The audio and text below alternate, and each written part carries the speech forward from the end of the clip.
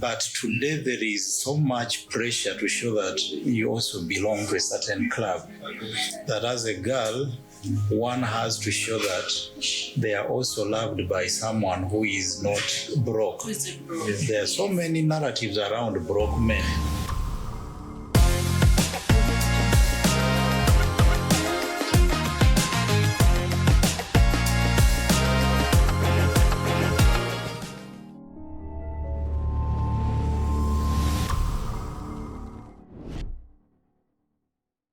Welcome back here to another episode of Discovery Hub.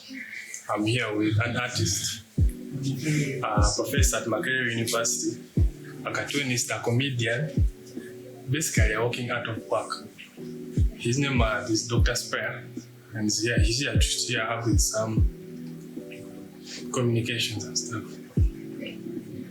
Hello everyone. So in today's episode, we're going to talk about something that we all relate to generally. So we're going to talk about relationships in the past and in the present, and we're going to compare and see how it was before and how it is right now as Gen Zs. So we're also going to throw more light on how relationships are affecting us, either making us better people or making our lives a bit hard. You know, everything and a little bit of everything, touching, everything. Yes. Hi everyone, my name is Kaitana. Welcome yet to another episode of the Discovery Hub. Well, much has been said about the podcast, and my purpose here is to introduce our guest, who is our professor, cartoonist, ex-tweet, everything, Dr. Spire Jimmy Sentongo. Dr. Spire, what do you think about, according to your point of view, how have you seen, in your days back then, your relationships were kind of different to ours, and how they were being handled. And this trend has been kind of disturbing the youth's self-development. How have you seen that? Yeah, thank you, and I'm happy to be part of this conversation. Yeah, but to your question, when you say back then, you make it sound like I'm very old. Like I'm telling you stories from the Stone Age. Nice. How we used to do it. Yeah, but certainly many things have changed. Yeah. And of course, we realize that today things change quite faster, that even within 2 years, sometimes you're unable to understand how the next generation, not even a generation, is like what we call a generation has been shortened from 10 years to about 5 years. Someone is 5 years younger than you, but you can't really make sense of what they are doing. Yeah, just because of the increase in the speed at which things change. Yeah. But if to talk about relationships of our times, maybe I don't even have much to talk about it because I was in a seminary. Oh, and so interesting. Having been in a seminary, I will tell you about secondary accounts, what I would hear of other people's experiences. If, let's say, you're talking about relationships starting at in secondary school and then later university, first of all, it was difficult to communicate. Yeah. You're talking of a time before phones, before mobile phones. Yeah. At university, the mobile phones were already there, but before mobile phones, you had to write a letter and wait until the letter comes back. Yeah. Because during holidays, you're not able to meet. You're not able to meet because parents are there policing. So that meant that it was, first of all, difficult to get into a relationship. It would have to take a lot of hassle to communicate.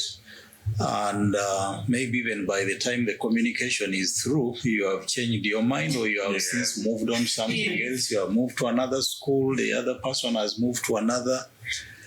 But I noticed that today, due to the changes in communication, the promptness, it has both improved relationships, but also made it worse, because the easier it is to get into a relationship, the easier it is to get out of it.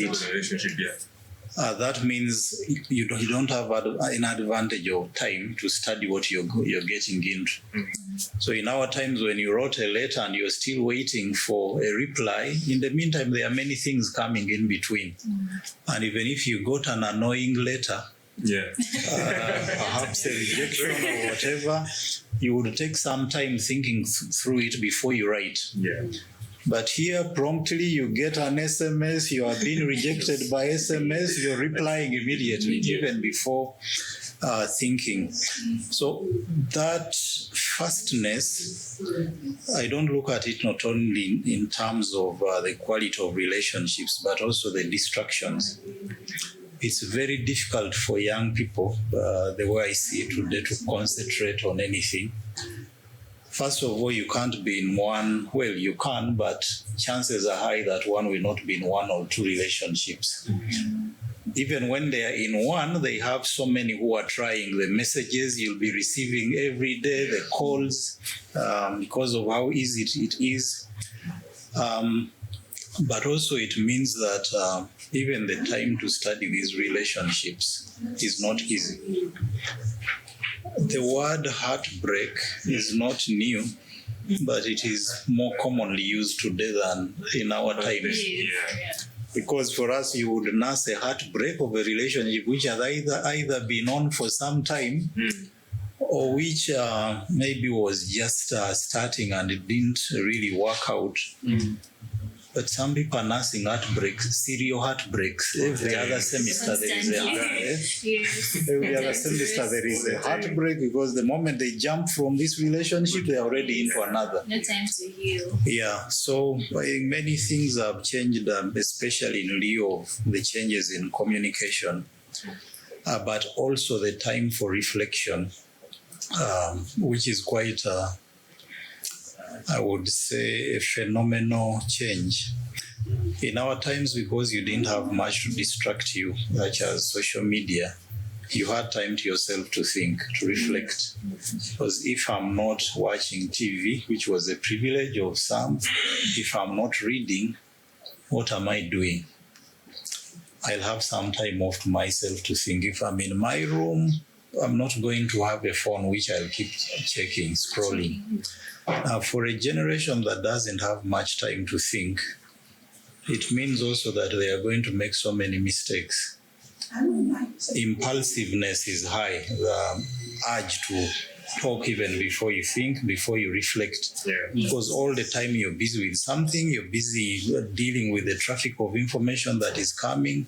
So when do people sit just to think and reflect about their lives, about the relationships they are in, about the impact of those relationships on what they are doing, about even how it can improve?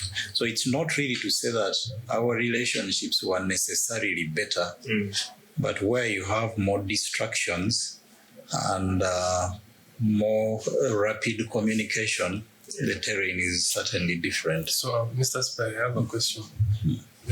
So, do you think relationships of the present and the past, you think the past was more pure than the present?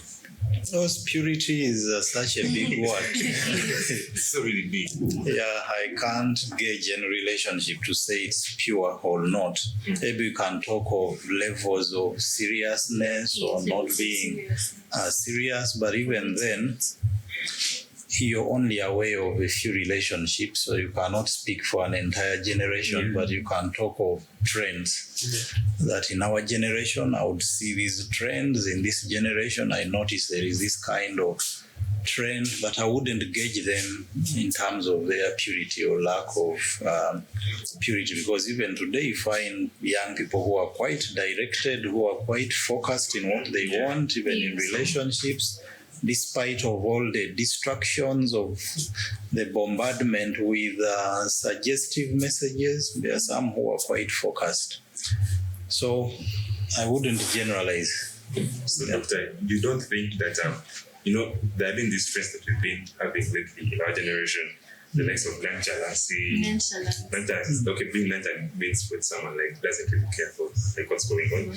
Then we also been having this feminism that has been going on. Okay, both feminism and masculinity that have been going on social media, being spread by mostly, I think, that the American right, because mostly because Americans and some African women, and these have actually impacted on the character of different people.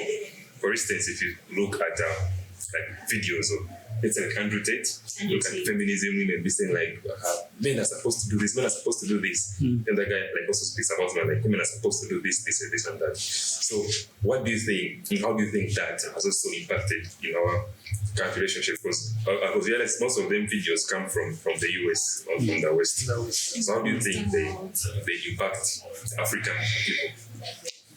Yeah, of course, with increased interaction, with the increased flow of information, it means that there is also a lot of cultural exchange and not necessarily balanced cultural exchange.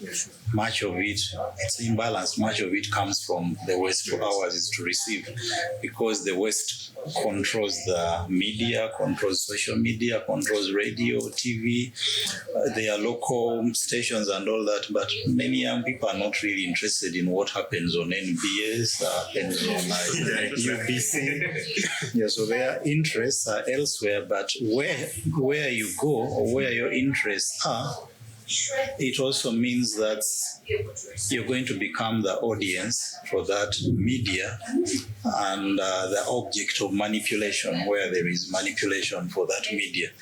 So you see that the tastes that many young people have today are mostly shaped by Western media, Western values, and you cannot really think that it is just communication, that the media houses are just communicating. Some have really an agenda that you can see.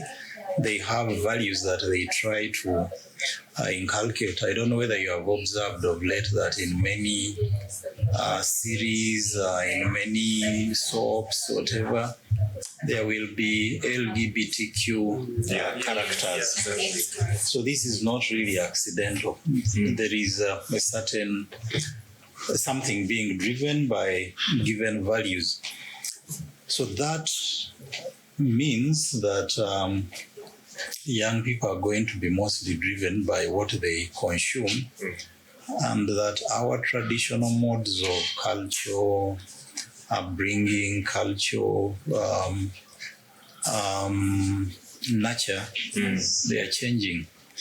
Many old people no longer have audience. Many of our elders, yes, they are quite eager to talk to young people. I say they don't listen to us. They're on their phones. They always have headsets in their ears. So when are we going to talk to them? Even when we want to talk to them, we don't understand their language. It's like their tastes are completely different.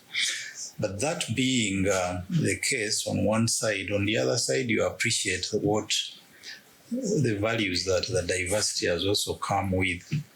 Values in terms of much of our cultures are good, but they also have some elements that really need rethinking, especially in terms of gender, in terms of the place of women in society. And yes, many traditional people, conservatives, will complain about that. Yes, the West has spoiled our women. Now they are claiming the empowerment. They are claiming for their space. But that means that someone is losing the power they always had. And it's the reason why they have a problem with it. They will front these reasons like there are so many marriages are breaking up because of feminism, because of women empowerment. But they will not talk about, on the other hand, the other good things that are coming with women empowerment. Because in every society, what is called normal, what is called our traditions, what is called our norms, it is shaped by the strong in that society. So there is an element of power around values. So when we say our cultural values are being diluted, often it is the values of the strong that are diluted, and it's why the strong will be more concerned. So it will be mostly men to complain about that, because they feel the powers they always had to control women in relationships, in marriage, to stop them from working. Those powers are being pushed back at. So I don't think it is entirely negative. There are many positive things that have come along with it. Yeah. So I have a question. Looking at the youth right now, do you think to one extent we have a level of unrealistic expectations we have in relationships? And if so, what were the unrealistic expectations, if you did have any new times? Don't make it sound as if it was long ago, but you must agree in different generations. Yes, what were the unrealistic expectations? What differences or similarities are there? Or we're just living in the loophole, or we are living the same generations but doing the same things, or they are completely different? Yeah, I think in that area there is a significant difference between you people and our recent times. A few years ago. Yes. In terms of expectations, well, first, before I talk of the expectations, again, I wouldn't generalize, because even within the current or the Gen Zs, there are different categories. Yes. There are the upper class Gen Zs, middle class Gen Zs, lower class. I don't think what you find among young people in villages is the same thing you'll find here at campus, even in their relationships. The expectations they have would be different. But if you're mainly speaking about the Gen Zs, maybe in our settings here, such as at university, there is so much commercialization of relationships, and it seems it just keeps growing. It's bad, generally, it's bad, and I'll give the reasons. You see this commercialization in terms of what it means for one to feel loved today, among especially many young ladies. Money. It is gifts, and these gifts are spread over all sorts of celebrations of birthdays, of this birthday month, birthday week, and then the birthdays. Yes. So you ask yourself, okay, if ladies expect all these things, assuming they are in a relationship with young people, maybe their age or a small gap, where are these young people getting all those things? Where they expect iPhones, they expect money, of course, cash, flowers, and it is an element of show off.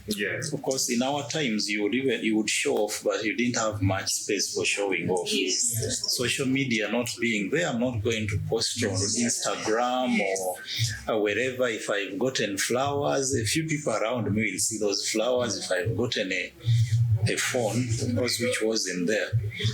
But today there is so much pressure to show that you also belong to a certain club, that as a girl, one has to show that they are also loved by someone who is not broke. There are so many narratives around broke men. For real. Broke and short, not broke and short. Stigmatization of brokenness. But that narrative of broke men speaks to a certain culture where almost every girl wants to show that they have reached a certain class that can show in terms of dressing, in terms of items they hold, in terms of where they stay, in terms of many things. But what that means is that there will be pressure, not just pressure, there will be a drive to get into relationships with older men. The ones who can afford, because the likes of you too, I don't think you can do much about iPhones or whatever. So if a 50-year-old comes in with an iPhone 16, you will be forgotten immediately. Of course. But yes, I have a face, sorry to interrupt, but my question is, because actually the idea of commercialization of relationships, yes, it's bad at some point, but sometimes I have a feeling when you're doing with the right person. For instance, I know this girl, we've been together for some good time, and then let's say we take her for a treat, take her out, of course, a hustling guy. At some point, you didn't pay for some kind of gig, now us to do this acting stuff, be 300K, then you're let's take her somewhere it's a good place to hang out. So then it at some point also good, but if you're doing for the right person, not the wrong person. Well, I personally think you can't know who the right person is, who the wrong person is. Find out at the end. At the end, when you die, because I have this thing where you say you only find out the right person is the wrong one after after everything has happened, because in that moment it looks like they're the right person. I don't know if it's, I don't want to say blinded by love, because So it's like the Luganda saying, "Tumala kwekona nitujukira obubi." Yes, You have to exactly. first So come and then you first have to go through it for you to find out Find out the right person. Yes. Yeah, but on the other hand, you could get your 300k that you can spend on her, take her to some place, but how sustainable is it? Because you're looking at a relationship that you would want to build, maybe into start marriage, starting a family, and in most cases you would need time to establish yourself, and to establish yourself you have to save. Yeah. How are you going to be able to save when you're competing with people who are already established, and when you're trying to appease someone who cannot wait? Because together with this culture of commercialization of relationships, there is so much impatience. You can't, you've heard all this talk that, no, you're not going to be with a man who keeps telling you that that we will build we will develop slowly. So it would be okay if there is understanding. Understanding, for instance, that if someone is still at university, you don't expect them to have much, except if they have much, maybe it's from their parents, or they came back to university when they were already working. And if you're not working, then the considerations in selecting a partner would be more in terms of the hopes you have in one's personality, the hopes you have in one's values, in one's views of life. If you see one is hardworking, one has ideas for the future, you can really see that this is a person that can take me somewhere, or that we can go together somewhere. Yes. But also, just a minute, it will also mean that you're not going to go into relationships where you find everything done. The danger in that is that you will always be treated as either a visitor or as someone who found things done. If you found things done, it means even when you're leaving, you have no claim to what is there. So that's the side of the female.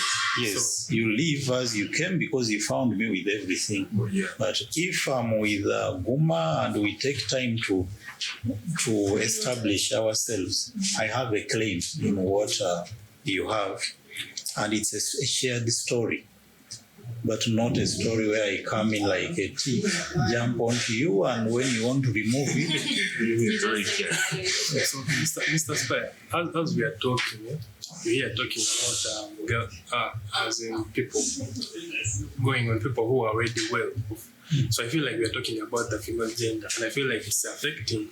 I feel like the base of the relationship is the female gender, on whether the relationship is pure, on whether it has a future, on whether it's going to lead tomorrow.